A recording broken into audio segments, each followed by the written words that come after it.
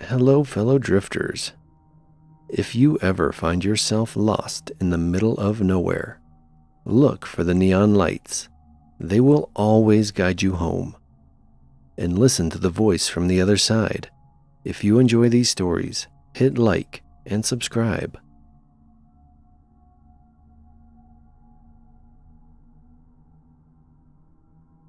When I was in high school, about 15 years ago, a group of friends and I were hanging out at our friend Dale's house. For some backstory, we lived way out in the country, also technically part of Appalachia, in the kind of middle of nowhere where the nearest neighbors are a few miles up the road. Dale happened to have a cave near his property that we liked to explore and be dumb teenagers in. To get to the cave, you had to walk roughly a mile through dense woods and across a big field. We had yet to find the end of the cave system, despite exploring for hours at a time multiple times.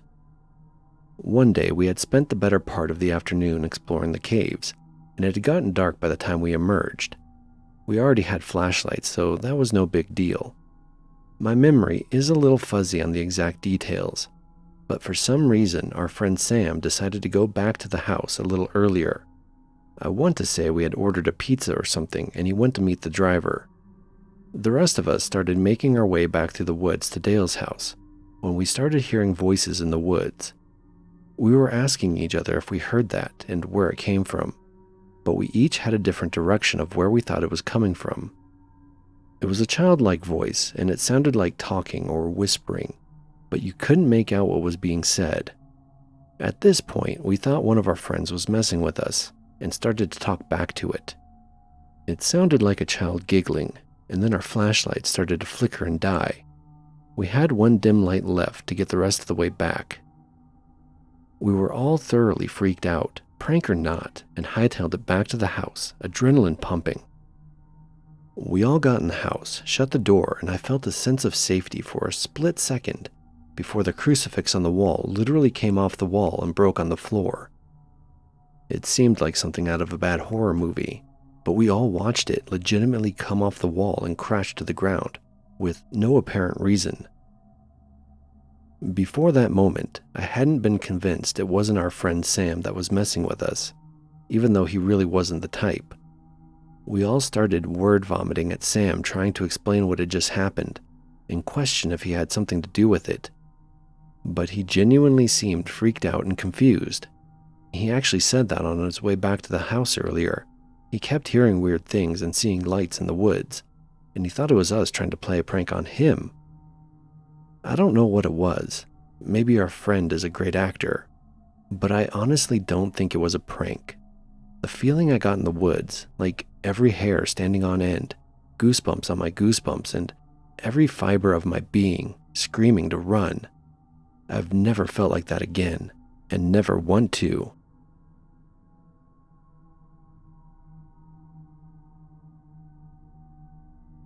At the time of this story, I was 14. As well as being younger, I had developed crippling anxiety and depression. All I'll say is that I was, and still am, very vigilant about my surroundings.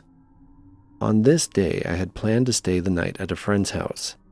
I'd never stayed at her place before. It was always at mine. For you to understand this story, I need to explain the layout of this house. It was located on a sloped hill, and when you drove down a steep road, the first part of the house you would see was big and expansive. It looked like an old mansion. If you continued driving down, you would be met with two semi-separated buildings. Both were small and run down, and when I say small, I mean one of them was just a bedroom, and the other was a bedroom and a small bathroom and kitchen. No doors inside, just a piece of cloth/beads to separate the bathroom entrance from the kitchen. My friend's room was the bedroom, and her mom lived in the other section with the bathroom and kitchen. The landlord of the property lived in the main house, the big mansion. It was located in the middle of the woods, and when I say that, I don't mean it lightly. I mean, all you could see was expansive Australian forest. Australian rainforests are incredibly dense, and if you tried to walk through, you would most likely receive some kind of bite, whether that be a spider, ant, or leech. I'll cut to the first thing that happened. Me and my friend had walked into her mom's flat. I forget why. I think we were either hungry or I was asking to get reception, because there was none, and called out for her mom. She was in the bathroom, and as we walked past a small window, I heard, "Yeah?" coming from outside. I turned to my friend, and she looked at me the same way I was. We were so confused. If her mom was in the bathroom that was right in front of us, why did we hear a male voice coming from right outside? We brushed this off as to not scare ourselves and continued having fun in my friend's room. For a little more context, the landlord used half of her room as storage and blocked off the back section of the room with a tall shelf and a divider. There was a huge glass sliding door at the front of her room, and in the blocked off back section, there was another door. You couldn't get to that door unless you squeezed through a section outside. Now, skipping forward a little to nighttime. Me and my friend had to go to the bathroom, so we slinked out of her room and walked to her mom's flat. Her mom was fast asleep. We used the bathroom as quietly as possible and then exited. As we were making the small walk back to my friend's room, we saw something out in the woods. A pair of eyes looking directly at us from behind a tree. We panicked and froze. I pulled out my phone and took a photo before we sprinted back into her room, locking the glass door behind us and drawing the curtains. It's not a reach to say we were already freaking out. We looked at the photo, and sure enough, when I brightened the image, there was what looked to be a man staring right at us from the dark woods. We were extremely scared, but I called my mother, who was about an hour away, and she dismissed us, sure. After that, we were still scared, but it was a little comforting. After a while, we relaxed and chalked it up to our imagination playing tricks on us. We pulled out my laptop and put on a movie. I forget which movie, but it was some cheesy rom-com. Maybe 20 to 30 minutes into the movie, we froze and paused it. There were footsteps. Footsteps crunching on the dry leaves right outside her room. We listened in horror as the footsteps moved through the tight alley that led to the back door. We both moved slowly, standing on the bed to look over the room divider. Our eyes were locked on the back door, and after a moment of complete silence, it turned. The doorknob wiggled slowly before it became faster. Fortunately, the door couldn't be opened as it was jammed against objects that were in the storage area. Then it stopped. No more noise. We were crying, holding each other in our arms, trying to stay as quiet as possible. Then the footsteps slowly crunched the leaves in the opposite direction, back to the front of her room. We both didn't hesitate now, and I reached for my phone. We called the police, and after trying to explain the situation to the operator on the other end, in tears the whole time, she told us a unit was being dispatched and to stay where we were. Then, as we were still crying and hyperventilating, we heard a phone ringing. It sounded like an old landline phone, one with the harsh and loud beeping. It was coming from the landlord's mansion. We waited, silently, listening to the drawn-out ringing of this phone. After what felt like at least 2 minutes, it stopped, and we heard his voice as he talked to the operator. At this time, we both noticed another thing: fingerprints on our window. These windows were slatted glass that you could open up and shift with a lever. Whoever left these prints reached up, cupped their hand around the top of the glass, and dragged their fingers on the dust. It wasn't there before. Soon, the landlord walked to her mother's unit and told her that the police called him. He seemed extremely upset and told her that he made sure they didn't send a unit. Her mother came to her room, and we explained the situation. Both the landlord and her mother didn't seem too bothered by the fact that a man just tried to enter our room. I couldn't stay the night, and neither could my friend. We were too scared to spend another minute there. I called my mom, and she came to pick us up about 11 p.m. We dropped my friend back the next day, and when we got there, her mother told us something that I don't think I can pass up as a coincidence. The night it happened, it was raining, and there was a strong wind, but nothing strong enough to do this. Next to her mother's unit, she had a pole that held beads and fairy lights. During the night, right after me and her were picked up, it had been knocked down.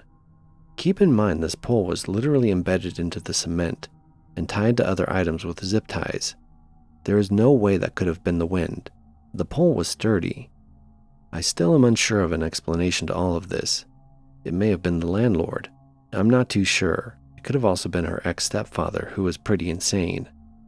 Either way, to the man, or whoever this was, who tried to break into our room, please, let's never meet again.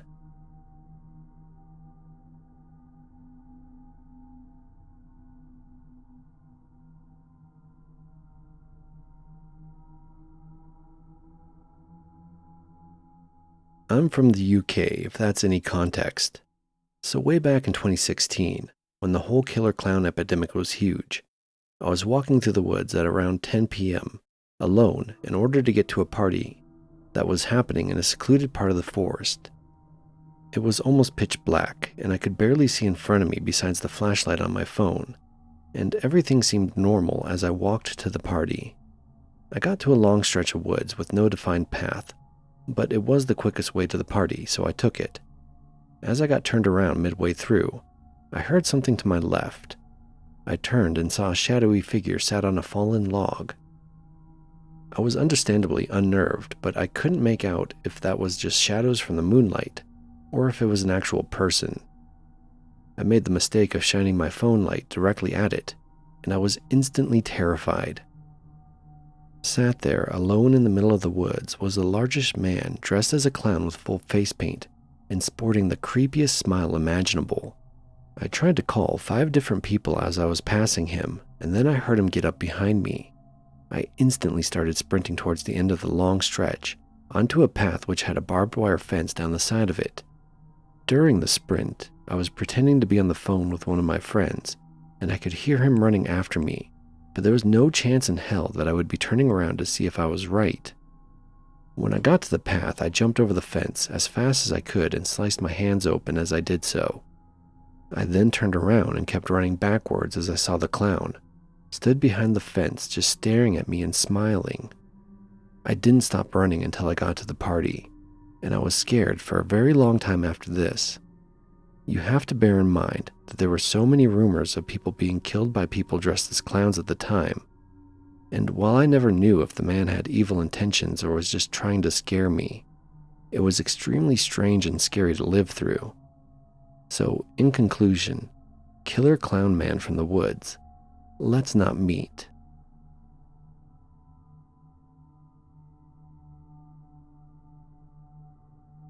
This story takes place in the summer of 2023. Me, male 17, and my friend, female 16, were hanging out at her house, and we fell on a subject that is passionate for both of us, urbex. And as we were talking about that, she told me that there was an abandoned factory 30 minutes away from her house. 2 seconds is what it took us for us to get our backpacks full of cigarettes, food, and water. We then started walking. We took some 5-minute breaks from time to time and continued on our path. Arriving there, we were absolutely in love with the creepiness and the absence of life in this place. Let me introduce you to the 4 buildings. It will help you understand the rest of the story. First building, locked. No more information. Probably somewhere to stock wood and metal. Second building, a big factory. It was the biggest building in the 4. There were 3 floors, a basement, a working space, and the eating place at the highest floor. Third building, a structure of wood to contain all the machines. And finally, fourth building, a small gas station where there were keys to other rooms. There were 2 floors, but we didn't get to the second floor for a reason you will see further in the story. So we enter in the big factory, the second building. At first, we were getting shivers, but as time passed, we got more and more comfortable with the place we were in. Then comes the moment. We had to do it. We were so curious. We stood in front of the door and opened it. There we were, in the basement.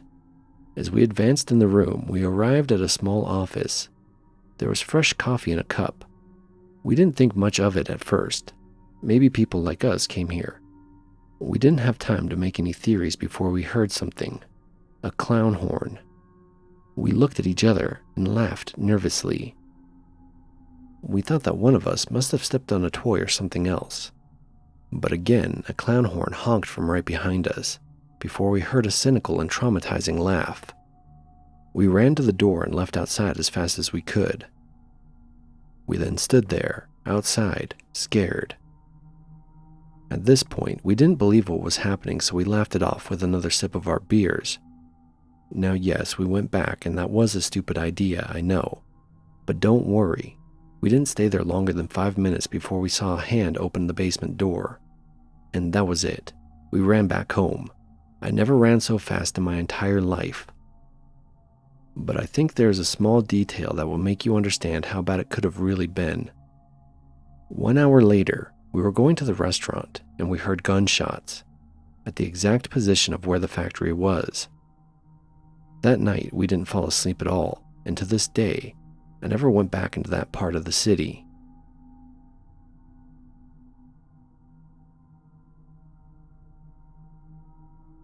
This story happened a while ago, but it still messes with my mind. Side note, I live in a quiet countryside where usually nothing happens.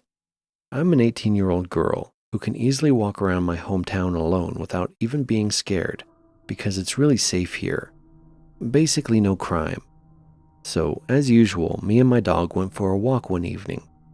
It was nice weather outside, so I decided to go to a field nearby. I usually let my dog off of her leash there, so it was fun for both of us. She's a really nice dog and always comes when I call her. We get to the field and everything is going really well and nothing seems off. Except I have this kind of odd feeling in my gut that I never usually have. The last time I had the same feeling was when I was 8 years old and we were driving at night with my family.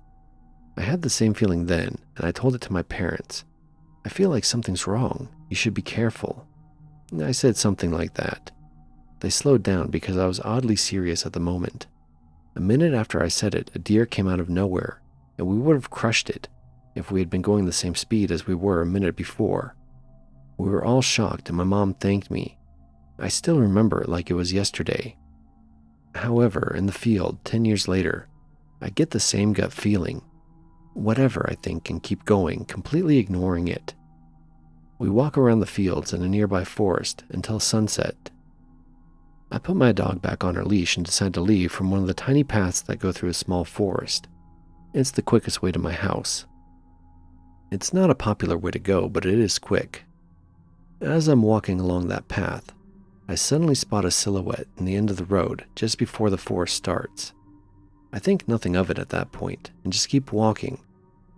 But after just a little while, I have a strong gut feeling and stare at the silhouette for a bit. It's then that I notice that the silhouette is staring at me without moving. I just think that maybe they were waiting for someone, because at first the silhouette looked like a child's. But as I got closer, I noticed that it wasn't a child, but a grown man, who was riding a child's bike. It was a blue-green boy's bicycle. His legs were way too long for it, and his whole body looked like he was forcing himself to ride it. It was a really unsettling sight. Still, my dumbass didn't want to turn around and have a couple of kilometers waste of time. And even though it was creepy looking, I still thought, maybe he's waiting for someone that comes this way. But every step I take, he follows me with intense expression. I'm only about 20 meters away from him when he starts to do these weird jumps on his bike, smiling the ugliest and the most unsettling smile I've ever seen, just staring at me with wide eyes. He kind of looks like he was expecting something and is so excited about it that he needs to jump. He looked like he was in his 50s with very long and thin arms, bald and that creepy unsettling smile. That's when my alarm goes off. I glanced behind me and no one else was there. It was just me, an 18-year-old small girl with her fluffy, definitely not a guard, dog. I turned around 360 and started to jog where I came from, just in case. I glanced at him and sighed in relief when I noticed he wasn't following me. I thought that maybe he was waiting for me after all, and called myself stupid and a scaredy cat. I was so wrong. My adrenaline started to slow down again as I'm in the middle of the fields, and I still see no sign of him following me. I let my dog off of her leash again and she starts to run around. I'm nearly at the end of the field, and I only have about a kilometer or so before I get home. That's when my dog spots a rabbit or a deer or something interesting and flies towards it. I panic because she's never done this before, and I yell for her. I yell plenty of times for her loudly, and finally she comes back. I'm relieved that nothing happened to her, but as soon as I put her back on the leash, I notice something from the corner of my eye. The bald, long-legged man is biking towards me. He's not looking at the ground when he bikes, but at me. Freak out isn't enough to express my feeling in that moment. I had never seen a human look so crazy. What surprised me the most was that he was biking through the field, and I can tell you it's not an easy field to even walk through sometimes. It has muddy ponds that you need to jump over, but that psycho just biked through them. He was struggling a lot to bike, but somehow still managed to do it. I didn't watch for another second because I just started running. I ran at full speed, and I have asthma. I was starting to see black and nearly collapsed. My lungs hurt so bad that I thought I was dying, but the adrenaline kept my blood running in my legs too. Once I glanced behind me, I saw that he was still there, struggling badly to keep up, but he still had that ugly smile on his face. After that, I just ran like crazy until I found a house, hid in their yard without even minding that I was in someone else's yard. It didn't matter to me at that moment. I waited a while with my breath stuck in my throat, but fortunately he never came by. I was planning to yell as loudly as I could if he found me, but he never did. At some point, the adrenaline started to leave my system, and I left my hiding spot. I ran again until I reached an area which had multiple people in their yards, so I would have help if he saw me again, but I didn't see him again. I typed 911 into my phone, but couldn't bring myself to call, mostly because I had no proof and I didn't want my parents to find out, because they're very overprotective and would probably never let me leave the house again. I've been paranoid after this incident. My dog was frightened too. I guess she noticed something was really off. I swear to God that I will always listen to my gut when it's telling me something from now on. I'm still scared of him. I've expected to randomly spot him in some area, and I keep thinking of what he could have done to me. I can't forget his awful smile. I feel like he's gonna jump on my window one night and do what he wants to me. I feel paranoid and helpless. I'm still thinking about calling the police.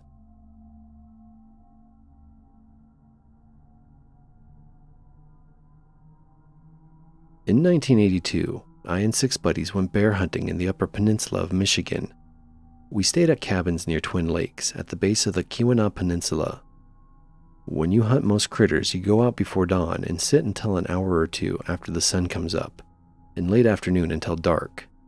Most bigger game animals hunker down during daylight hours, so it doesn't pay to sit all day. This means you have a lot of time between hunts. This part of the UP has some remote areas. It is also where a lot of copper mining went on in the old days. The mines are all closed now and mostly full of water. There are a lot of big paper mill holdings there also that are still being logged, so there are a lot of logging roads built by the paper mills. They're good enough roads for large double-trailer log trucks filled with many tons of logs to travel on. One thing you learn quickly when you see these roads is to get the hell off the road when a truck is coming, because they take up the whole road, and they don't even slow down for civilians because the mill owns the roads, not the state or county, and you're on their land. But as long as you don't get in the way, they don't care. Most of the bridges across streams or rivers just consist of huge piles of large rocks with smaller gravel on the top of the road. These things look like dams, but because of the large bottom rocks, the water can flow through the bridge. It's a pretty cool thing to see. We spent a lot of time driving and exploring these logging roads. On one particular day, we went down a new road that led to an actual state park at the bottom of Misery Bay on Lake Superior. It's a park maintained by the state on paper mill property. There are several very rustic campsites at that park. We spent some time at the park and messing around on the beach. About noon, we headed back down a different road. You see lots of small shacks that usually have smoke coming out of the chimneys. They are apparently used by the loggers. We eventually ended up way out in the wilderness with no signs of logging or logging trucks. It's usually like driving in a tunnel because the trees come together over the road. After a long while, we came into a clear area, and around a bend, there was what we thought was a small town. The road basically went right down Main Street, and as we drove through the place, it became apparent there were no people to be seen. We came to a building that was kind of a store, so we stopped there. The store was completely empty. Looking in the dusty windows, you could see it had been empty for a long time. We walked around Main Street, checking out the houses. A lot of them were in good repair, but they were completely deserted. Dust on all the floors had been undisturbed for many years. There were no signs of foot traffic anywhere. We eventually got back in the trucks and moved on. We were all pretty intrigued by the town. We didn't go in any of the houses because it looked like the owners might actually come back. The Main Street went up a pretty big hill. At the top of the hill was a large building that was obviously some kind of industrial use building, covered in that old galvanized corrugated metal sheeting. We stopped at the building and found an opening in the siding. The inside of the building was wide open and it was very tall, like 30 to 40 feet tall, with a lot of supporting steel work. Everything was very rusty and obviously hadn't been touched in many years. There were large windows with no glass, just open to the outside high up in the walls, that allowed the sunlight to light it up pretty well inside. At the center of the place, there was a large hole in the floor, like 15 to 20 feet square. We peered down into the opening and it was a deep, dark hole. Somebody dropped a stone down the hole, and it was a long time before we could hear a faint splash of water. So we dropped another stone, and we had a couple of those old Casio watches with a stopwatch function. So we dropped a rock and timed it to the splash. It took almost exactly 10 seconds. There were no guardrails or safety measures of any kind. It was really scary thinking about falling into that deep black hole. There was some old equipment left that looked to be like turn-of-the-century type stuff. We assumed it was a closed copper mine. The whole time we were exploring, we had two 35mm film cameras, taking a lot of pictures. This was 30 years before cell phones and 35 to 40 before smartphones. After exploring the place for a while, we decided it was time to get going, because we only had a few hours before dark. After miles of running down those unmarked roads, we eventually made it back to the cabins, and we all went to our hunting spots. After it got dark, we all headed to the local bar where we usually went to get something to eat. One of the guys asked the lady bartender if she knew anything about the shut-down mine and abandoned town. She got kind of a funny look on her face and went to the kitchen pass-through window and said, "Hey Dave, these guys went and visited Peterson." We all looked at each other like, what the fuck is she talking about? The kitchen door opened up, and the cook, apparently called Dave, came out dressed in a typical bar cook clothes. Dave came over and said, "What did you see in Peterson?"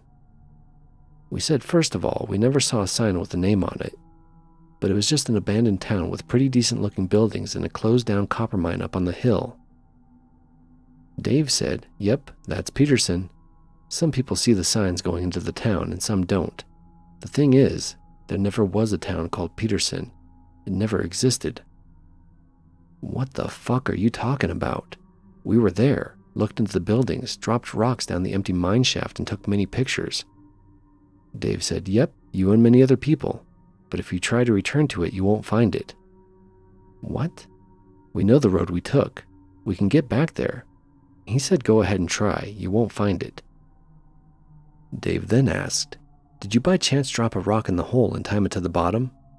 "Yes, actually we did. It took almost exactly 10 seconds. Dave said, "Yep, I did too, and I looked it up. A falling rock or anything falls about 400 feet in 10 seconds. He said, "Peterson is a real ghost town. The whole place is a real ghost town." He said, "I was there and saw the same things years ago, but I've tried many times to go back, and I've never been able to find it. Me and a lot of other people who live in this area and know it like the back of our hands have seen it once and once only." Dave then said to go to Houghton Hancock and get our film developed.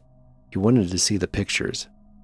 The next day, we decided to take off from hunting and go up to the town and get the film developed. Houghton Hancock is home to Michigan Tech, so it's a college town with all the amenities. It had a quick film developer place, so we dropped off the film and went to see the sights. It's a really picturesque place. About an hour northeast of HH is Copper Harbor, at the very top of Michigan where it ends into Lake Superior. It's a really cool place. When we got to HH, we were dying to see the pictures, so we went and got the film and tore open the envelopes. There were lots of pictures, beautiful pictures, but not a single picture of Peterson. Now, just a goddamn minute. This is not possible. A couple of the guys went back to the film place and asked, where are the other pictures that were on those rolls? There were no other pictures. You have all the negatives. We don't keep other people's pictures. We see thousands every month. There's a park in the town, and we stopped there, and all sat at the table just kind of in shock, not saying much for quite a while. In 1982, I was 23 years old. At 23, you think you know it all when you get hit square in the face by something like this. It shakes you to the core. Everything you think you know is now suspect because you were in that abandoned town. It was just a cool old abandoned town. You saw it with your own eyes in the wide open sunny broad daylight. Not on some dark, foggy, creepy night, and nothing creepy happened. We took pictures that don't exist. That changed my life from that point forward. After that, we went back to see Dave and gave him the stack of pictures of the woods. The Big Mac Bridge, Misery Bay, the park on the bay, logging trucks, the rock bridges, some of the shacks, one of which was just about 2 miles from Peterson. Dave just kind of chuckled and said, "Yep, that's our Peterson all right." For the next 2 days, we totally forgot about hunting. We split up in 2 trucks and drove those roads over and over and over, and never refound Peterson. That is my high strangeness story. We found a town that never existed, that other people have also seen, but only seen once. As I look back on what we are now hearing stories about, stuff like different timelines, like this messed up one we are now in compared to the real one we branched off of, January 20th, 2016. Is Peterson a place close to a spot where 2 different timelines come very close together? Is it possible that when all the conditions in the universe are just right, and you happen to be in the right place when all those conditions are right, can you visit Peterson? What would happen if you were in Peterson and the universal conditions changed? I wonder if we will ever find out. If you can only go there once, how will it be studied? The mind-warping question is, who keeps track of who's been to Peterson only once and who hasn't?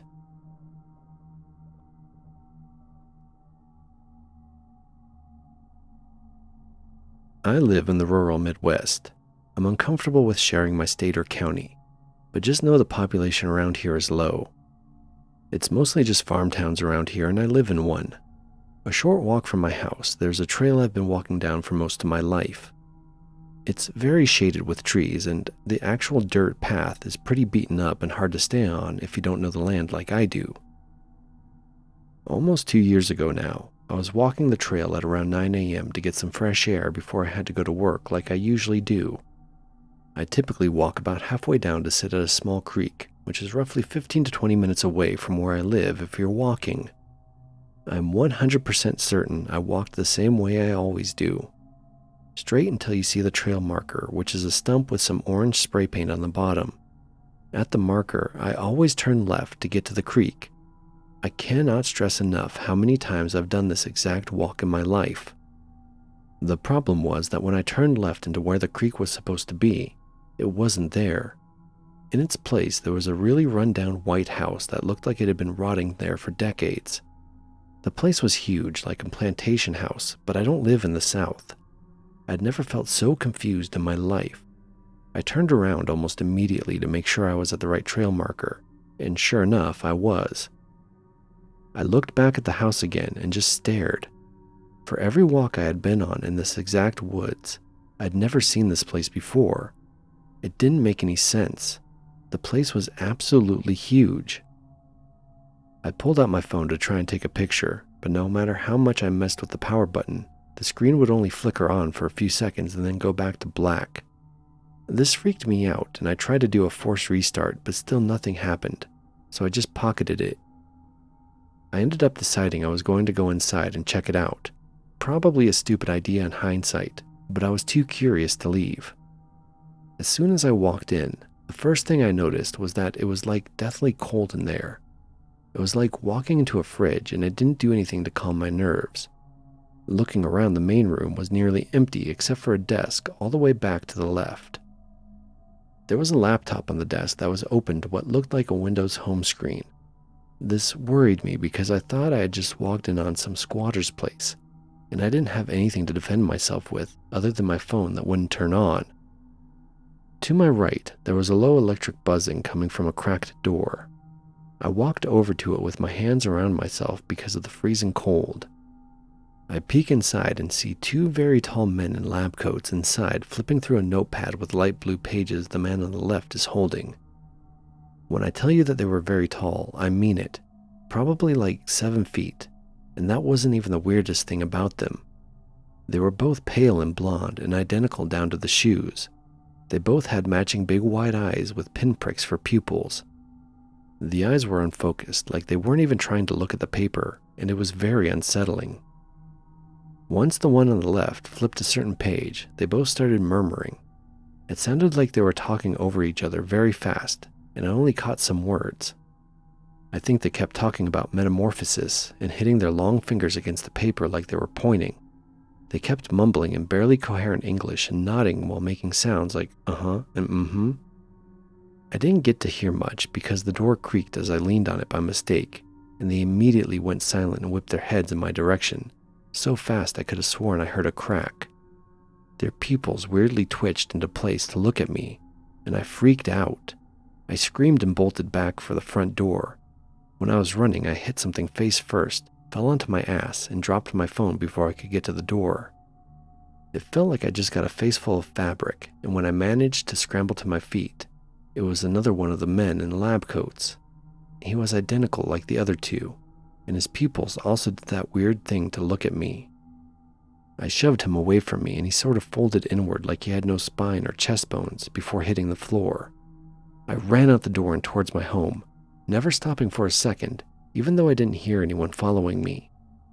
I ended up just running all the way to work, and when I made it, I saw my coworker, who we'll call Adam for the sake of privacy. Adam could see that I was shaken, and I explained the story to him, still freaking out and almost crying. He listened to the whole thing and kept asking me if I was sure I wasn't just dreaming, and I insisted I wasn't. I even told him that I lost my phone there and I needed to get it back. Adam told me that he'd go back with me after work, and I agreed. I went through the whole workday still anxious, and then I went with Adam down the path. We took the same way I had walked that morning. I'm absolutely sure of it. And when we got to the stump and I turned, I could not believe my eyes. There was no house there anymore. It was the creek again, and I could see my phone sitting in a small patch of wet grass. I felt like I was going to throw up as I explained to Adam that there was a house right there earlier today, and that I wasn't crazy. Adam just grabbed my phone from the wet grass and handed it to me. He put his hand on my shoulder and directed me away from the creek. I kept trying to explain it to him, and eventually he stopped me. He told me he understood and that things like that just happened around here. I tried to push him on what he meant, but he remained silent until he had to say goodbye at my doorstep. I work somewhere different now, but I still text Adam. When I try to ask him about that day, he confirms that he found my phone there, and he saw firsthand how genuinely shaken I was. But he won't elaborate on what he meant by things like that just happen around here, no matter how much I push. I still live there and I still go on walks. I've never seen the house again, not even one like it anywhere near here, even when going off the trail. I still think about this event and get freaked out. There was something distinctly inhuman about the men I saw, and I don't know how a whole house could simply appear and disappear. The only explanation I can come up with was that maybe I fell asleep at home before work and dreamed it all, but it felt so real, and that does not account for why my phone was actually at the creek when I went back.